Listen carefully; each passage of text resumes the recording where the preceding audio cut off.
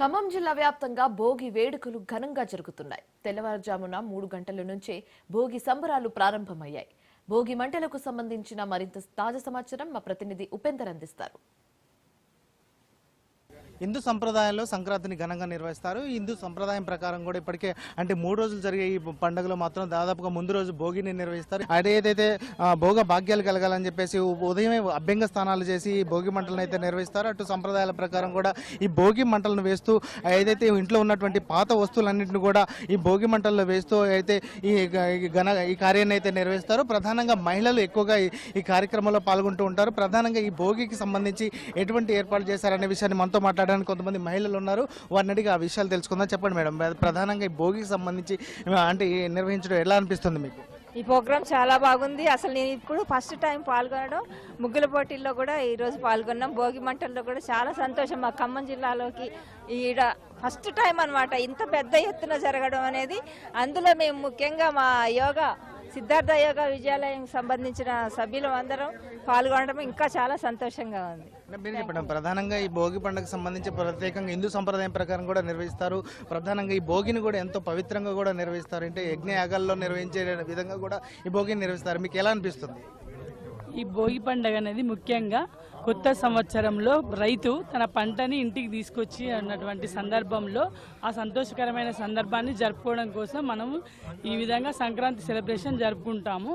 ప్రతిదీ కొత్త కొత్త కొత్త పండుగలాగా. ఇంకొక విషయం ఏంటంటే మన హిందూ ధర్మంలో చాలా పండుగలు ఉంటాయి. పెద్ద ధర్మం అది. చాలా చాలా పండుగలు ప్రతిదీ మనం జరుపుకోవడం అనేది జరుగుతుంది.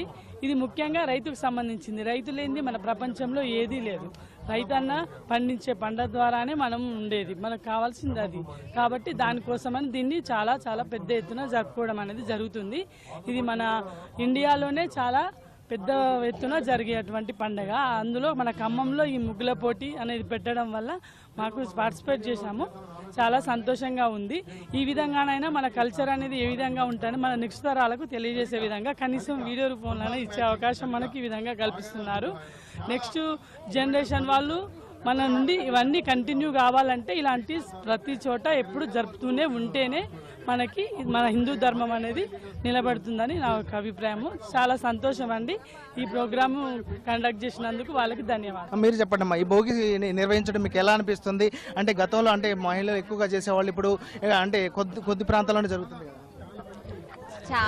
చాలా బాగా జరిగింది. ఈరోజు ముగ్గుల పోటీలు అయితే చాలా మంది పార్టిసిపేట్ చేశారు. ఇందులో అంటే గిఫ్ట్ ప్రైజ్ వస్తుందా రాదా అనేది పక్కన పెడితే అందరూ పార్టిసిపేట్ చేశారు ఏదో ఒక ముగ్గు. సో చాలా సంతోషంగా ఉంది నాకైతే. ముగ్గులతో పోటీతో పాటు ఇటు భోగి మంటలు కూడా వేయడం ఎలా అనిపిస్తుంది?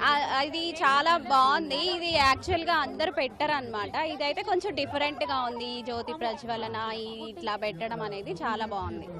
భవిష్యత్ తరాలకు కూడా ఈ భోగిని అంటే పండుగల సంప్రదాయాలను కూడా తెలియజేయడం కోసమే ఇటువంటి కార్యక్రమాలు చేపడుతున్నాం. అదేవిధంగా ఎప్పుడైతే సమస్యపోతున్నటువంటి సంప్రదాయాలను తెలియజేయడం కోసం అదేవిధంగా అంటే పండుగను ముందు రోజుగా నిర్వహించడం కూడా చాలా సంతోషంగా ఉంది. ఎందుకంటే భోగిలో ఉన్నటువంటి భోగి పండుగ ప్రధానంగా ప్రత్యేకంగా ఏదైతే గతంలో ఉన్నటువంటి చెడును కావచ్చు, అదేవిధంగా గత సంవత్సరంలో ఉన్నటువంటి మొత్తాన్ని కూడా ఈ భోగి మంటల్లో వేచి కొత్త సంవత్సరానికి అంటే స్వాగతం పలికేందుకే ఇటువంటి భోగి కార్యక్రమాన్ని నిర్వహిస్తాం. అదేవిధంగా ఖమ్మం జిల్లా వ్యాప్తంగా కూడా భవిష్యత్ తరాలకు అంటే భవిష్యత్ పిల్లలకు కూడా తెలియజేయడం కోసం ఇటువంటి కార్యక్రమాలు చేస్తామని చెప్పేసి మహిళలు చెప్తున్నారు. ఇది ఇక్కడ తాజా పరిస్థితి. కెమెరా పర్సన్ నరసింహరావుతో ఉపేందర్, రాజ్ న్యూస్, ఖమ్మం.